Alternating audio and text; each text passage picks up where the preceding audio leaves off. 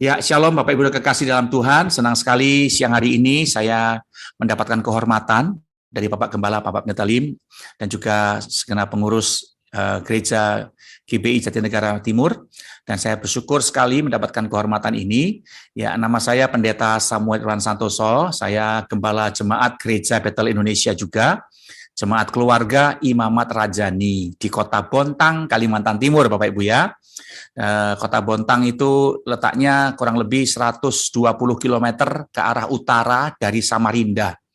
Cukup jauh dari ibu kota negara, sekitar 6 jam, Bapak Ibu ya.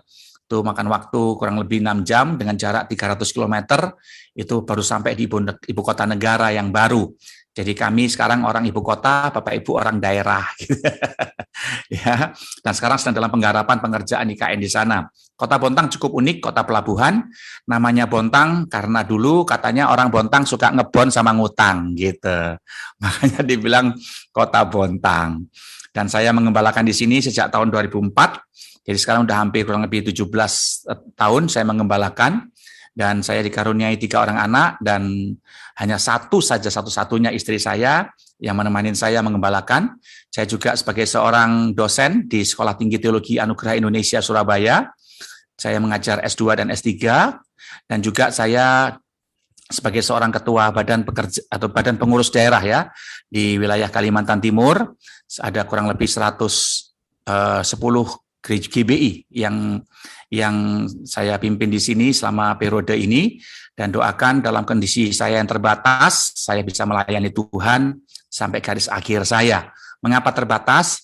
Ya mungkin Bapak Ibu pernah mendengar pendeta yang tidak punya air mata atau pendeta tanpa air mata ya. Mungkin Bapak Ibu pernah lihat di YouTube atau mungkin kesaksian karena saya juga sering diundang di beberapa gereja di wilayah Jakarta dan saya tidak punya air mata, jadi setiap beberapa menit mesti ditetes obat saya dengan ini Bapak Ibu ya. Ini obat mata saya, 1 botol ini untuk 1 hari, dan ini buatan Amerika, nggak ada di Indonesia. Jadi saya sudah menggunakan obat mata ini sudah kurang lebih 24 tahun Bapak Ibu. Saya nggak punya air mata. Akibat saya nggak punya air mata, itu kornea saya burem. Jadi yang kanan ini lebih burem daripada yang kiri. Jadi saya nggak bisa lihat jauh, dan kalau sudah mulai kering, bola mata saya lengket, dan tidak bisa mengeluarkan air mata. Selama saya tidak punya air mata ini, justru saya melihat kemuliaan Tuhan dinyatakan. Mata jasmani boleh kabur, tapi mata hati semakin jelas diperkaya dalam Tuhan. Bapak Ibu enak loh, kalau punya masalah bisa menangis tuh senang ya. Punya masalah, tadi ada ibu, siapa tadi yang mamanya meninggal, ya bisa menangis. Papa saya meninggal, saya nggak bisa menangis. Ya, air mata itu seperti di kelopak sini, seperti diperas gitu ya Bapak Ibu ya. Lalu tidak keluar air matanya, itu nyeri sekali. Dan kalau dipaksa nangis itu seperti kayak diperas itu nyeri. Ya, supaya saya nggak nyeri, lebih baik saya nggak usah nangis.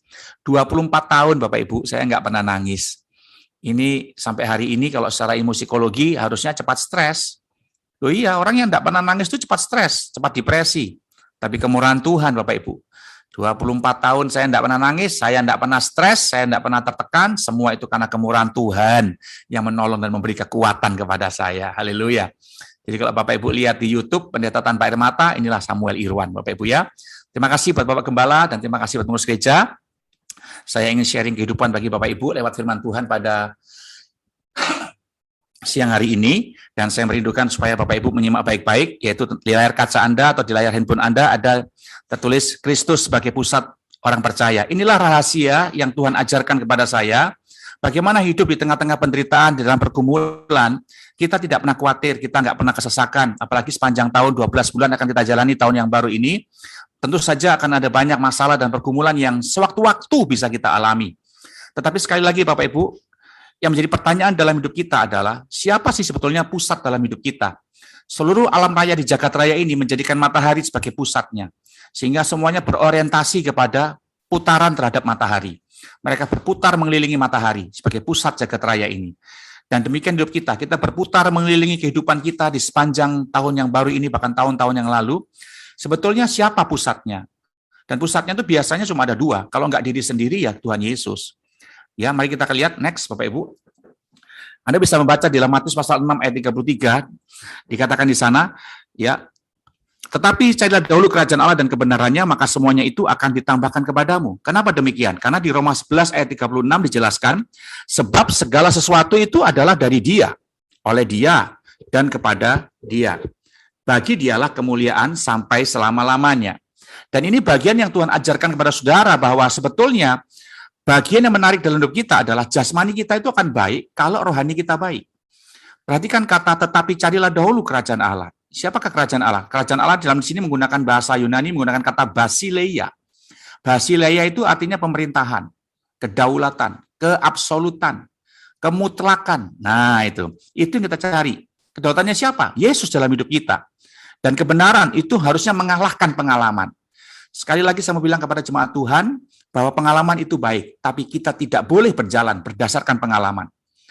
Pengalaman memang guru yang baik, kata filosofi, tapi sebetulnya kebenaranlah guru yang baik. Kalau orang berjalan dengan pengalaman, Anda ikut pengalaman saya, ikut Yesus, Anda pasti stres. Saya tahu kenapa? Kan tidak semua orang punya pengalaman yang sama, tapi kalau kebenaran sama. Yesus dalam hidup saya sebagai kebenaran, sama juga dalam Yesus yang ada dalam diri Bapak Ibu, kan? Dan itulah kebenaran. Dan ketika dia menjadi kebenaran dan pusat hidup kita, maka kita akan menyadari bahwa, oh, kalau semuanya dari Tuhan, lalu oleh Dialah Tuhan memberikannya, ya semuanya juga harus kembali kepada Tuhan. Artinya sehelai rambut di kepala kita nggak akan dibiarin Tuhan jatuh, kata lagu tadi. Kalau kita menyadari bahwa itu semua adalah kehendak Tuhan, itu semua adalah cara Tuhan mengajar pada kita. Next lagi. Dan orang yang berpusat pada kehendak pada Kristus, yaitu adalah kerinduan Allah dalam diri umat manusia, supaya umatnya itu memprioritaskan Tuhan sebagai hidupnya. Kenapa Tuhan jadi prioritas? Kalau Bapak Ibu jadi prioritas kan senang ya. Anda mungkin pernah melihat orang jadi nasabah prioritas di bank. Dispesialkan, diutamakan gitu ya. Itulah Tuhan. Tuhan juga pengen dispesialkan sebagai very important person in our life. Ya, sebagai pusat kehidupan yang sangat penting dalam hidup kita. Next. Dengan berpusat pada Kristus, hidup akan terlatih. Berarti kan terlatih. Terlatih itu berarti setiap hari mengalami pertandingan. Terlatih untuk memiliki sikap hati yang benar dalam segala situasi. Saudara, berapa kali tadi ada ibu yang bersaksi, jangan ngeluh tadi kan ya, itu benar sekali. Orang yang ngeluh itu adalah pusat hidupnya dirinya sendiri. Orang yang punya sikap hati yang salah itu adalah pusat hidupnya adalah diri sendiri. Lewat firman Tuhan siang hari ini ngajarin kita harus dilatih melalui setiap pertandingan, bahwa Tuhan punya kedaulatan dalam hidup kita, sehingga sikap hati kita itu selalu bisa, orang Jawa bilang itu nerimo gitu ya. Kita bisa nerima apapun yang terjadi, sehingga kita bisa berkata, Tuhan, kalau saya hari ini kehilangan mama, saya kehilangan papa, saya belum dapat pekerjaan, saya juga belum punya keturunan, itu kedaulatan Tuhan, sehingga sikap hati kita selalu baik di hadapan Tuhan. Dan itu ngebuktiin bahwa saya ikut Tuhan bukan karena berkat, saya ikut Tuhan bukan karena mujizat, saya ikut Tuhan karena keputusan saya yang mencintai Dia. Next lagi Bapak Ibu. Nah ini lihat nih orang ini, next. Brenna Huckaby itu lahir tahun 96 pada tanggal 22 Januari ya. Dia pada usia 11 tahun, dia tinggal di kota Lausiane di Amerika Serikat. 11 tahun usianya dia menderita penyakit osteosarkoma, itu kanker tulang Bapak Ibu. Dan mengakibatkan kakinya harus diamputasi. Pada waktu kakinya diamputasi dia sama sekali nggak stres. Brenna Huckaby bisa mensyukuri keadaan yang diizinkan Tuhan terjadi dalam hidupnya. Padahal dia anak yang rajin sekolah minggu. Pada suatu kali, next lagi, papanya membawa dia melihat atau menyaksikan pertandingan snowboard. Ya, snowboard itu seperti papan selancar di atas salju di Amerika Serikat. Brenna itu langsung senang sekali melihat pertandingan snowboard itu, sehingga muncul dalam hatinya kerinduan untuk menjadi atlet snowboard. Sementara dia nggak punya kaki karena kakinya diamputasi. Tetapi papa mamanya tidak pernah mengecilkan hati atau semangat daripada Brenna anaknya. Sehingga dia berkata, kamu mau jadi atlet seperti itu? Dia nggak berkata, kamu cacat. Enggak. Dia ingat, Yesus yang melahirkan kamu, sampai hari ini Tuhan kasih kamu kesempatan untuk bernafas, berarti Tuhan punya kesempatan buat kamu berkarya. Itu keyakinan papa mamanya. Dan Brenna diberikan motivasi dan akhirnya diberikan pelatih, sampai akhirnya beliau dalam keadaan kaki seperti itu, Bapak Ibu. Ya, Brenna memenangkan pertandingan ya kejuaraan snowboard di Amerika Serikat. Dia meraih 2 medali emas Paralympic Games tahun 2018 yang lalu. Padahal kakinya sebelah pakai kaki amputasi. Next lagi, bagaimana kakinya cacat seperti itu, Brenna menjadi sumber inspirasi dari sebuah majalah terkenal, majalah sport yang ada di Amerika Serikat. Padahal kakinya cacat. Nah, kalau pusat kita Kristus, Bapak Ibu, keadaan yang tidak nyaman akan jadi nyaman. Sudah tahu kenapa? Karena Tuhan bergerak di dalamnya untuk mendatangkan kebaikan bagi kita. Dari kata pujian tadi, Allah terus bekerja bersama-sama mendatangkan kebaikan bagi kita. Saya juga pernah mengalami seperti hal ini, Bapak Ibu. Kenapa mata saya catat seperti ini? Saya pernah menjadikan diri saya pusat dalam diri saya. Tahun 93 saya masuk ke desa Mangkupalas di Samarinda seberang, Bapak Ibu. Dan pada waktu itu rumah tempat tinggal saya sangat gubuk, nih rumah saya gubuk, terbuat dari kayu, ini kayu semua nih, Bapak Ibu ya. Dan saya tinggal dalam sebuah gereja Pantai Kosta Serikat Indonesia. Ini papa mama saya, Bapak Ibu. Waktu itu mata saya masih normal, masih sehat saya, Bapak Ibu, ya. Seperti ini. Kemudian saya jadi pengerja di situ, saya bilang, Tuhan, jadi pendeta kok miskin, ya. Akhirnya saya lari tahun 95, saya lari jadi pengerja pada waktu itu, saya kerja kayu. Next lagi. Lalu saya kerja kayu, next ya. Saya kerja kayu. Nah, ini saya ngalami keadaan seperti ini, Bapak Ibu. Saya kerja kayu, saya lari dari Tuhan sampai akhirnya saya lupa Tuhan. Padahal saya sekolah Alkitab waktu itu. Waktu itu masih diploma. Dan saya udah meninggalkan pelayanan. Saya bilang, Tuhan, saya nggak mau pelayanan. Nggak jadi pelayanan, jadi pendeta susah. Sampai akhirnya saya kerja kayu, Bapak Ibu. Dan singkat cerita, ketika saya kerja kayu, saya jauh dari Tuhan. Sampai akhirnya ketika saya bisa memaksakan diri menikah, ya saya merasa hebat, bisa mengandalkan diri saya sendiri. Saya gosong semua seperti itu. Akibat saya kena penyakit Stephen Johnson Syndrome. Ya, Bapak Ibu. Stephen Johnson Syndrome stadium 4, Bapak Ibu. Ini mata saya waktu itu buta total. Nggak bisa lihat, ya sekujur badan saya gosong, hangus kayak gitu, bibir, rongga mulut, kerongkongan, hidung, itu melepuh semua, berdarah semua, saudara. Sama lidah-lidahnya sekalian melepuh. Anda pernah sariawan? Satu kecil aja sakit ya, apalagi sekujur mulut, saudara, sama lidah-lidahnya sekalian. Itu melepuh semua, mata buta, suhu badan saya 43 derajat, Bapak Ibu. Kuku saya 20 kuku copot satu-satu. Next lagi. Dalam keadaan seperti itu, saya diberangkatkan ke Surabaya, di Samarinda nggak bisa ngatasin. Ya, next lagi. Itu kalau saya tidur miring seperti ini, harus menggerakkan wajah ke tengah, itu next, cuil semua, Bapak Ibu. Ya, tuh kayak gitu tuh. Yang putih-putih itu, yang itu salep yang nutupin luka di pipi saya karena nempel di bantal. Gosong semua. Ini penyakit Stephen Johnson Syndrome, stadium 4. Hari itu saya buta, nggak bisa melihat dengan baik. Saya nggak bisa menceritakan secara detail ya Bapak Ibu ya. Anda mungkin lihat di YouTube aja, ada banyak orang upload tentang kesaksian ini. Di YouTube itu ada, ketik aja kesaksian Samuel Irwan, ada kok banyak. Dan jangan lupa like, comment, dan subscribe. Ya. Dan menarik sekali, dalam keadaan saya gosong seperti itu, saya bertobat, saya minta ampun sama Tuhan, dan saya diberangkatkan ke Surabaya. Next lagi, ini rumah sakit di Surabaya, Adi Husada Kapasari. Next lagi. Nah, waktu pagi ini, lihat ini punggung saya, Bapak Ibu. Ini sobek punggung saya. Lihat tuh dagingnya yang putih-putih itu kelihatan. Yang merah-merah itu darah yang mengalir keluar dari tubuh saya. Itu sakit semua, Bapak Ibu. Kemudian dikasih obat dari Antul yang ditempel-tempel di kulit itu, karena saya nggak bisa minum antibiotik sampai sekarang. Saya kalau sakit sampai hari ini, saya nggak bisa minum antibiotik. Saya harus,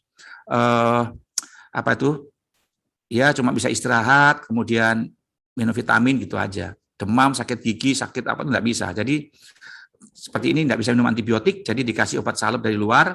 Dan menarik sekali saat seperti itulah saya minta ampun sama Tuhan. Next lagi, itu kulit dibungkus perban seperti ini, besok pagi dibukain perbannya, saudara. Bisa bayangin, kulit masih melepuh kayak gini, Bapak Ibu, dibungkus perban, lalu dikupasin, menderitanya minta ampun. Ini saya alamin. Ini akibat menjadikan diri sendiri sebagai pusat kehidupan saya.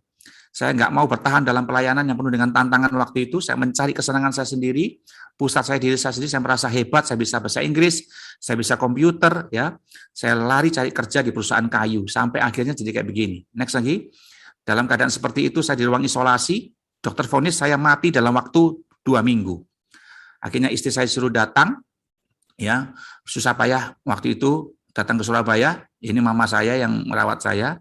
Dalam keadaan kosong seperti itu, dia meratapi saya anak sulung di rumah. Mama saya menangis meratapi keadaan saya, dan dalam waktu itu saya udah nggak punya pengharapan. Next lagi, ya ini istri saya merawat saya sampai akhirnya berkata begini, kok kamu ada apa sama Tuhan, kok sampai kayak gini? Barulah saya cerita bahwa saya di Sekolah Alkitab Tawangmangu, saya punya nasar untuk menjadi pendeta sepenuh waktu. Lalu saya bilang, loh kamu kok nggak bilang sama saya kamu punya nasar seperti itu? Ayo kok dokter udah angkat tangan ini, ayo kita bertobat minta ampun sama Tuhan. Aku siap mendampingi kamu melayani. Sampai akhirnya saya bertobat minta ampun, tapi nggak langsung baik. Justru keadaan makin bertambah parah. Next lagi, ya itu 20 kuku saya copot satu-satu. Next lagi, ya kemudian dari 2 puting saya di dada ini mengalir darah yang nggak berhenti-berhenti ngalir. Dikasih alkohol itu nggak berhenti, ngalir terus.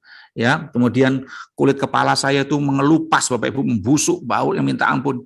Sampai dokter bilang suruh gundul, tapi istri saya nggak bolehkan. Jadi dengan pelan-pelan dengan jarinya dia merawat borok-borok di seluruh kepala saya.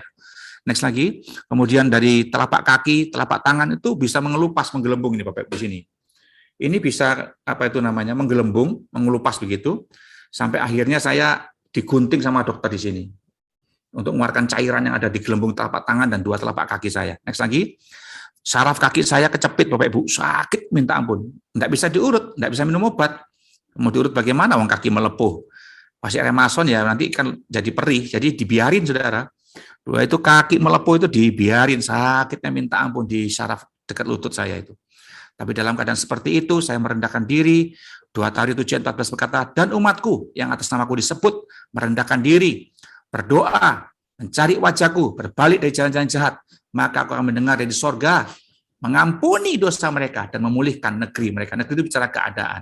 Dan disitulah saya bertobat, minta ampun sama Tuhan, merendahkan diri, saya bilang, Tuhan, saya janji, kalau saya sembuh, saya akan kembali full time melayani Tuhan. Next lagi, dalam keadaan seperti itu, Bapak Ibu, ya, ini suster yang merawat saya, dehidrasi itu luar biasa, banyak orang meninggal kena penyakit ini Bapak Ibu.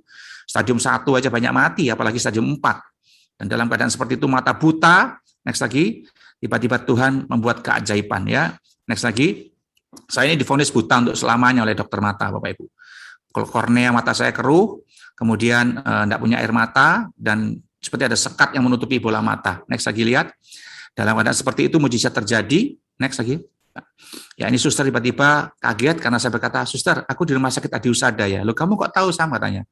Di spray ini ada tulisannya, suster. Coba dibaca, saya baca warnanya merah gitu. Rumah sakit Adi Husada Kapasari Surabaya. Oh, warnanya apa Sam? Merah. Loh kamu lihat saya? Kelihatan sus. Alhamdulillah katanya.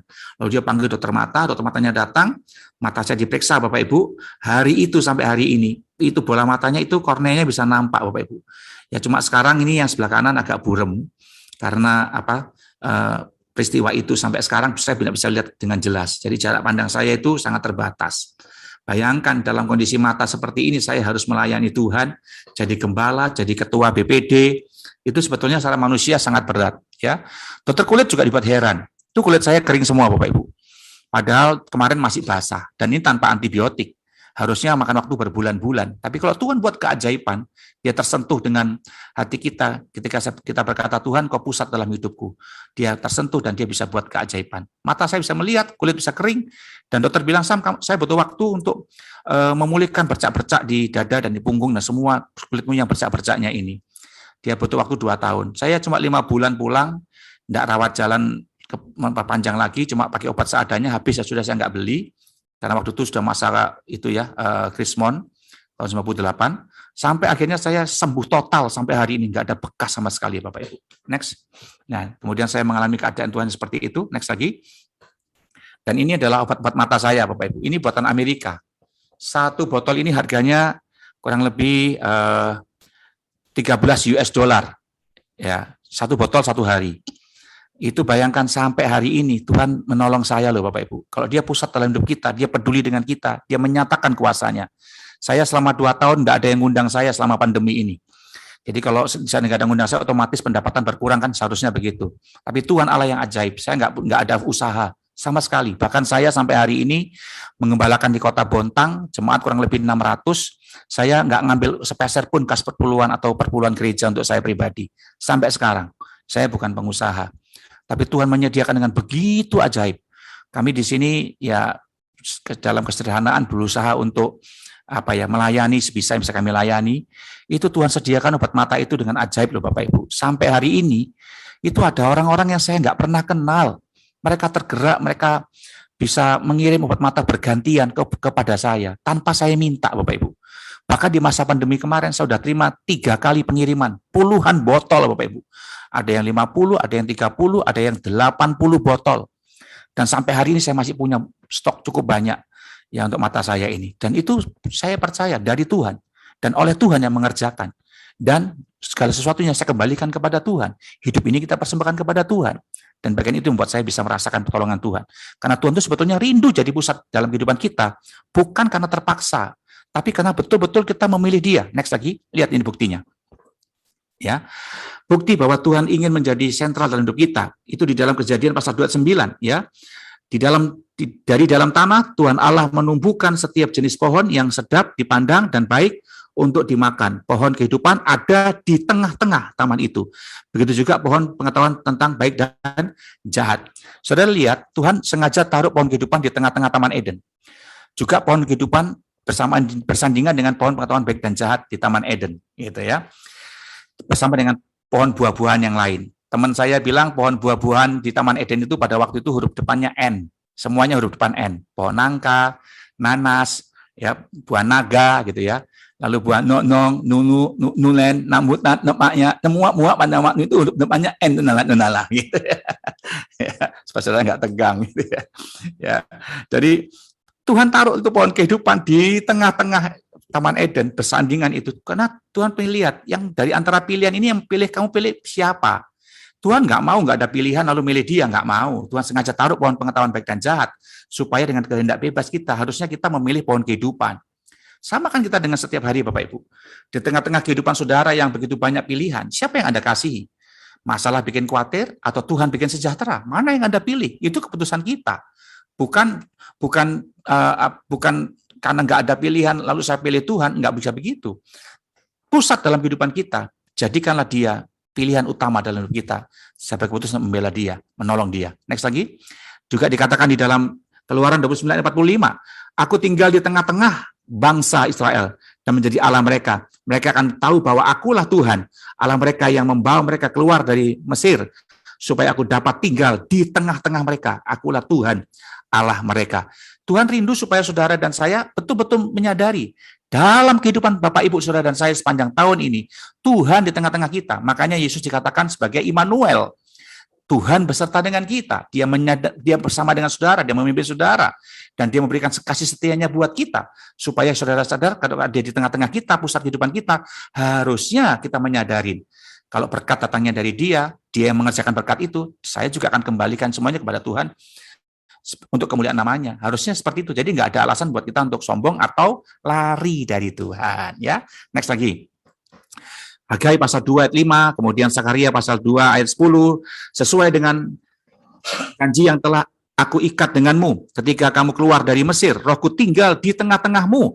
Jangan takut. Nah, jangan takut itu dalam Alkitab ditulis 365 kali. 1 tahun ada 365 hari. Jadi 1 hari, 1 kali Tuhan bicara sama saudara dan saya, jangan takut. Ya, dia ada di tengah-tengah kita. Anda yang belum punya rumah, Bapak Ibu yang belum punya keturunan, Anda yang mungkin belum punya pekerjaan, Bapak Ibu yang sedang dalam keadaan menanti mujizat Tuhan, jangan takut, dia di tengah-tengah kita. Kalau kita sadar kita disertai Tuhan, harusnya kita menyadari, saya ini orang penting, sehingga saya dikawal sama Allah semesta alam. Oh, itu luar biasa, saudara dikawal karena saudara orang penting. Orang pentingnya siapa? Orang pentingnya Tuhan.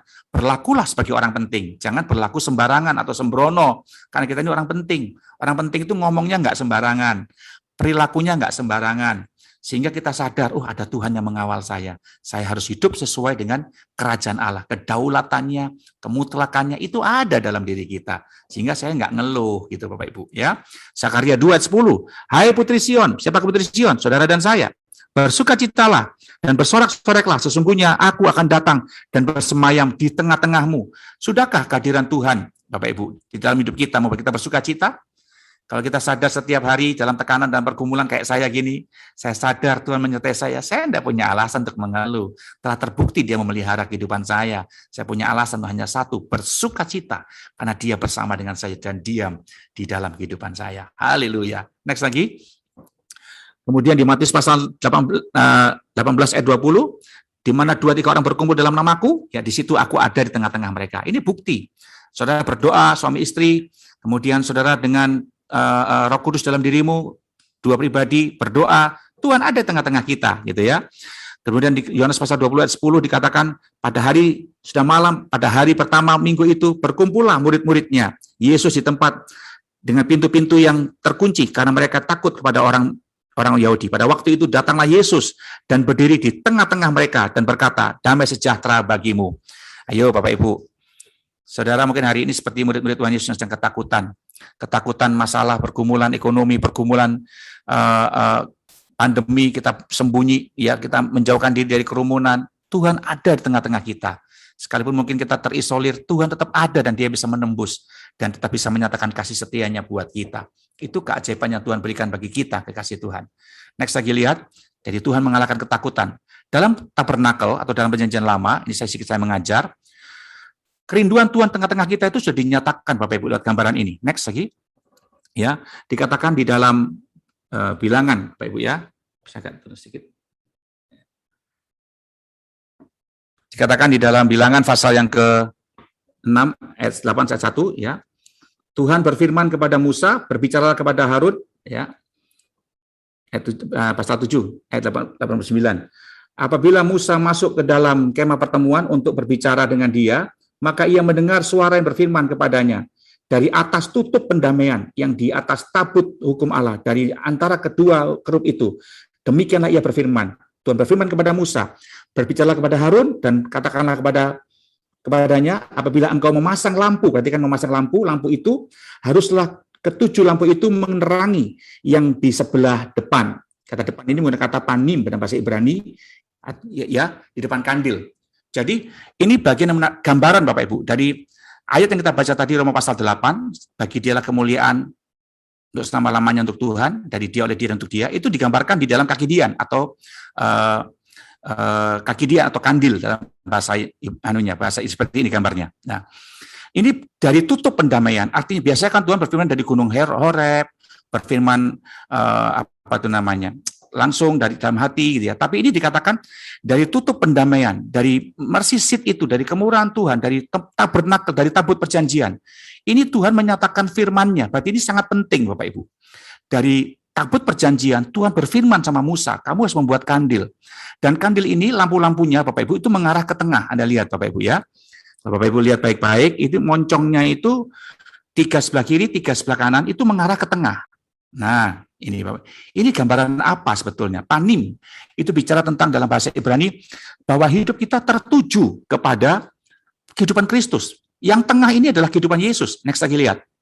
Next lagi layarnya. Pusat kehidupan kita seperti ke-6 cabang lampu mengarah ke tengah. Itulah pribadi Yesus Kristus sebetulnya. Wahyu 1:13 mengatakan, dan di tengah-tengahnya kaki dian itu, aku melihat seorang seperti anak manusia. Siapa ini? Yesus. Memakai jubah sampai ke kaki dan sebuah selempang emas di dadanya. Ini sebuah nubuatan Bapak Ibu. Kalau kita sadar bahwa Tuhan itu menyertai kita, itu kayak kaki dian. Udah dari dulu kerinduan Tuhan itu digambarkan bahwa dia rindu ada tengah-tengah kita, hidup kita harus berpusat kepada apa yang tengah kehidupan kita, yaitu Yesus itu Bapak Ibu. Dan inilah gambaran bahwa kalau Tuhan menjadi pusat kehidupan kita, dia akan menerangi kehidupan kita. Next lagi. Dan itu bagian di mana berpusat pada Kristus, itu berarti memberikan segala kemuliaan baginya. Dan Tuhan mengajarkan to God be the glory. Semua kemuliaan itu bagi Tuhan. Jadi kita dalam pergumulan, Tuhan, pergumulan saya ini Engkau izinkan terjadi. Saya pasti bisa lolos. Kalau saya lolos, kemuliaan bagi Tuhan. Next lagi. Dan inilah yang diajarkan Tuhan kepada kita. Kejadian pasal 22 ayat 1. Kisah tentang apa ini? Kisah tentang Abraham, Bapak Ibu. Di mana Tuhan minta anaknya diserahkan yang sudah dinanti selama kurang lebih waktu itu dia umur 100 tahun. Waktu itu Ishak umurnya 32 tahun lah ketika dipersembahkan itu. Seumuran dengan ketika Yesus dipersembahkan. 32-33 tahun lah kurang lebih. Dan menarik sekali Ishak tidak berbantah. Dia menyerahkan Ishak. Di Kejadian 22 ayat 1 dijelaskan di sana bahwa setelah berapa lama waktu Abraham berjumpa dengan Tuhan. Lalu Tuhan minta anaknya. Dan itu bicara tentang sebuah kehidupan yang dipersembahkan kepada Tuhan. Yang disayangi, tidak pernah ditahan. Abraham menyerahkan Ishak dengan sukacita. Abraham menyerahkan Ishak dengan penuh keyakinan. Sehingga sejak hari itu Tuhan mengikat perjanjian kembali dengan Abraham. Sehingga dia menjadi bapa segala bangsa. Apa yang menjadi Ishak dalam kehidupan kita? Mungkin bukan harta, bukan mobil, bukan rumah ya. Tapi seringkali menjadi Ishak dalam hidup kita itu adalah ego kita. Sifat buruk kita simpan dalam diri ini. Tuhan tuh tidak bisa bersanding dengan itu Bapak Ibu. Tuhan nggak bisa bersanding dengan watak-watak buruk dalam hidup kita. Tuhan tidak bisa bersanding dengan semua sifat buruk kita. Harus serahkan kepada Tuhan. Jangan jadikan itu Ishak. Tuhan ingin supaya dia memberikan bagian yang menarik dalam hidup kita. Dan hari itu Tuhan akan menyatakan kuasanya bagi kita. Next lagi. Yang kedua dikatakan dalam 1 Samuel pasal 17 ayat 26. Ini adalah sebuah perintah di mana Daud mengajarkan kepada kita hidup yang berpusat pada Kristus seperti apa. Dia itu orang yang berpegang pada perjanjian, Bapak Ibu. Saya tahu Goliat-Goliat di depan saudara banyak. Tapi kalau Anda berpusat pada Kristus, Anda akan ingat perjanjian yang Dia berikan bagi kita. Daud berkata, mengapa orang bangsa tak bersunat itu berani menghina barisan segenap Allah semesta alam? Kenapa dia menyebut orang Filistin sebagai bangsa tak bersunat? Karena sunat hanya untuk perjanjian antara Allah dengan Abraham atau bangsa pilihan Tuhan, di mana Tuhan menyertai dan memberkati. Itu harus kita pegang, Bapak Ibu. Kalau Tuhan ada di tengah kita, Anda punya covenant, punya perjanjian, itu membuat kita menjadi orang yang nggak pernah takut, nggak pernah gentar menghadapi segala persoalan. Karena kita punya perjanjian, Bapak Ibu. Nah, orang yang nggak pegang perjanjian, artinya dia akan berjalan dengan dirinya sendiri, menurut kemauannya sendiri. Perjanjian itu membuat kita berani menghadapi tantangan oleh Daud. Karena kita adalah pribadi-pribadi yang punya perjanjian. Ya, yang ketiga, next lagi. Kemudian di sini katakan di dalam Kisah Rasul, next lagi. Kisah Rasul pasal 3 12 sampai 13. Ini kisah tentang di mana Petrus dan Yohanes menyembuhkan orang lumpuh di bait suci, Bapak Ibu ya. Ingat, dalam nama Yesus orang Nazaret, angkat hatimu dan berjalanlah. Ingat itu. Ketika dia minta sedekah, Petrus berkata, emas dan perak tak ada padaku kan. Nah, pada waktu itu murid-muridnya kagum dan takjub melihat pekerjaan Tuhan. Dan banyak orang akhirnya mengeluh-elukan ya Petrus dan Yohanes ini. Di dalam ayat 12 dan 13 dijelaskan di sana, kenapa mereka mengurumuni Petrus? Ya, sangkamu aku ini dewa. Allah Abraham, Allah Ishak, Allah Yakub lah yang menyembuhkan orang ini. Dia mengembalikan semua kemuliaan kembali kepada Yesus. Dia Yesus orang Nazaret yang kamu salibkan itu katanya. Dan itu bagian di mana Petrus mengembalikan kemuliaan. Dari Allah, oleh Allah memakai Petrus menyembuhkan orang lumpuh itu, dan akhirnya ketika mereka dipuji sebagai penyembuh atau sebagai, ya katakanlah kayak dewa gitu, Petrus nggak mau. Ini pekerjaan Allah Abraham, Ishak dan Yakub, yaitu Yesus orang Nazaret yang kamu salibkan itu. Dia kembalikan semuanya kepada Yesus. Hari-hari ini mungkin banyak orang memuji saudara, mungkin banyak kita bisa bersaksi karena kebaikan yang kita alami dari Tuhan, Bapak Ibu ya. Jangan dicuri, kembalikan itu pada kemuliaan Tuhan, karena semua itu adalah milik Tuhan. Tahukah Bapak Ibu, dari khotbah sabda bahagia di bukit, kata berbahagia yang pertama kali bukanlah berbahagia orang yang suci hatinya, bukan. Bukan berbahagialah orang yang murah hatinya, bukan. Tapi kata berbahagia yang pertama kali yang diucapkan oleh Yesus adalah berbahagialah orang yang miskin di hadapan Allah. Itu tanda bahwa kita butuh Tuhan, kita perlu Tuhan, itu orang yang mengandalkan Tuhan, itu orang yang betul-betul ya menjadikan Tuhan sebagai pusat kehidupannya. Tanpa Tuhan aku nggak bisa menjalani tahun ini. Itulah orang yang berbahagia. Dan itu yang Tuhan tunjukkan bagi kita. Ya, yang keempat, next lagi.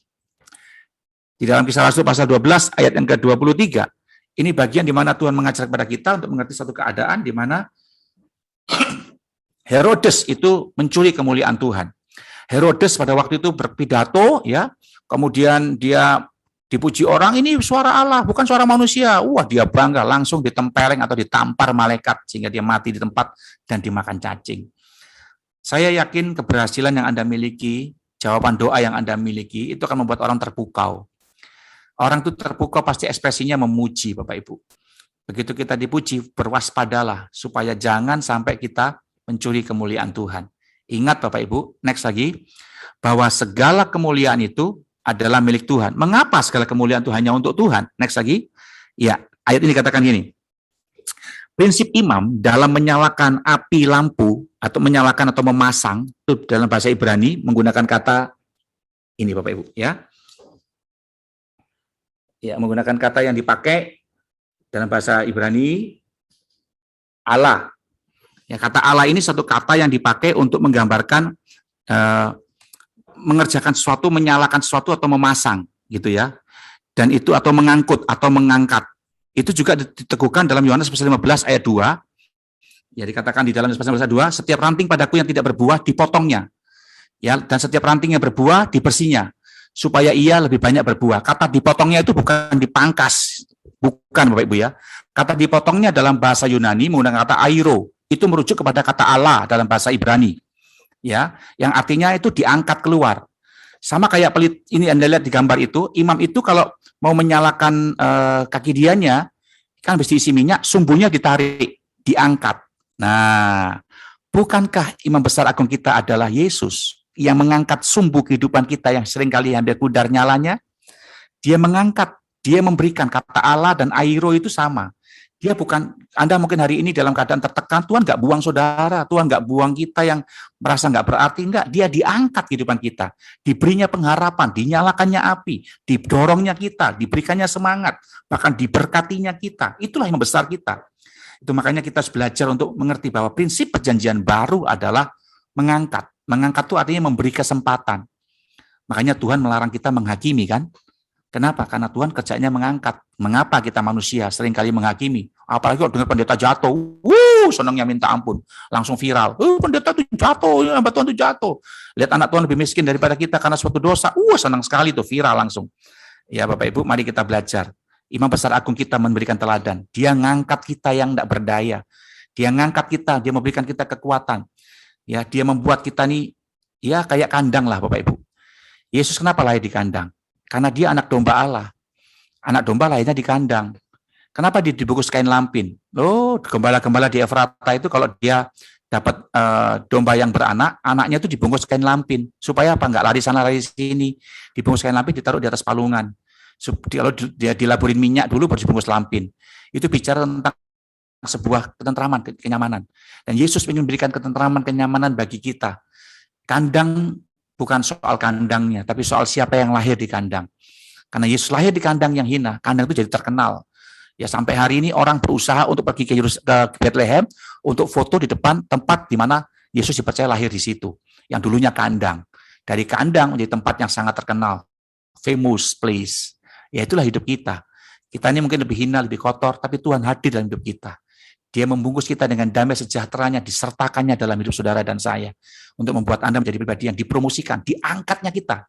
Kata dipotong itu berarti diangkat, Bapak Ibu. Ranting itu yang nggak berbuah itu diangkat, dinaikkan, supaya serat-seratnya bisa menyerap kembali lebih detail dari akar atau dari pokok itu. Sehingga menghasilkan lebih banyak buah. Dan itulah Tuhan dalam hidup kita. Jadi Tuhan mengajar kepada saudara dan saya hari ini, kalau kau berpusat pada Kristus, kita nggak akan menghakimi orang, tapi kita akan mengangkat orang, memberikan kesempatan kepada orang, sehingga orang itu bisa mengenal kasih Tuhan dalam hidupnya. Next lagi, yang terakhir. Ya, terima kasih. Sudah habis semuanya. Ya, saya berterima kasih banyak bagi Bapak Ibu. Mari kita belajar untuk memberikan kehidupan kita dipersembahkan kepada Tuhan, supaya Tuhan bisa memberikan kepada saudara kehidupan yang lebih berkenan dan lebih lagi menyenangkan dari Tuhan. Saya percaya masalah kita tambah hari bukannya tambah ringan, mungkin akan tambah besar. Tapi semakin besar masalah kita, semakin dahsyat dan makin besar kuasa pertolongan Tuhan dinyatakan dalam kehidupan Bapak Ibu saudara dan saya. Saya percaya anugerah Tuhan menyertai kita dan hidup Anda akan menjadi pribadi yang berkemenangan. Jangan pernah menyerah, Tuhan ada bersama dengan kita. Sampai hari ini Bapak Ibu, saya merasakan peliharaan Tuhan. Tiap tetes demi tetes, obat ini saya teteskan ke mata saya melihat kasih setia Tuhan yang tak pernah beranjak dalam diri ini. Ketika kita bisa menjadi pribadi yang yakin akan penyertaan Tuhan, menghargainya, dan kita juga dihargainya. Karena kita adalah pribadi yang disebut sebagai orang yang berharga. Jangan egois Bapak Ibu ya. Jangan cuma bangga punya Yesus. Jangan cuma bahagia punya Yesus. Tapi sudahkah Yesus bahagia? Sudahkah Yesus bangga punya Anda dan saya? Kita hanya bisa membuat dia bangga punya kita kalau dia menjadi pusat kehidupan kita dalam segala aspek kehidupan kita. Saya mengembalakan di Bontang hanya masuk membawa surat tugas dan baju satu koper. Dan oleh karena kemurahan Tuhan Bapak Ibu, saya bisa membangun sebuah gereja di sini, dan itu gereja yang ajaib. Saya nggak pakai janji iman jemaat, saya nggak pakai jalankan proposal, saya nggak pakai bikin basar, nggak pakai panitia pembangunan. Tuhan yang beracara. Saya tinggal di Bontang, tapi Tuhan berkati saya dengan berkat dari metropolitan dan dari bangsa-bangsa. Dengan mata kabur ini saya jadikan dia pusat kehidupan saya. Kemurahan Tuhan luar biasa. Tuhan bawa saya ke 32 negara, Bapak Ibu, 5 benua dengan mata cacat ini untuk memberitakan Injilnya dan menguatkan hati banyak orang percaya. Dan saya berkata, Tuhan, bukan soal yang terkecil, tapi soal siapa yang ada di dalam yang terkecil. Sama kayak Bethlehem, sama juga kayak Bontang. Saya ada di kota Bontang, terkecil, tapi Tuhan bisa memancarkan sinarnya, karena kita belajar mengasihi Tuhan. Hari ini tidak usah takut menjalani hari-hari di tahun yang baru ini. Tuhan menyertai saudara, Tuhan berikan kehidupannya. Jadikan dia matahari yang menerangi dan menjadi pusat dalam kehidupan kita. Dia akan membuat hidup kita bersinar untuk kemuliaan bagi namanya. Haleluya. Amin firman Tuhan.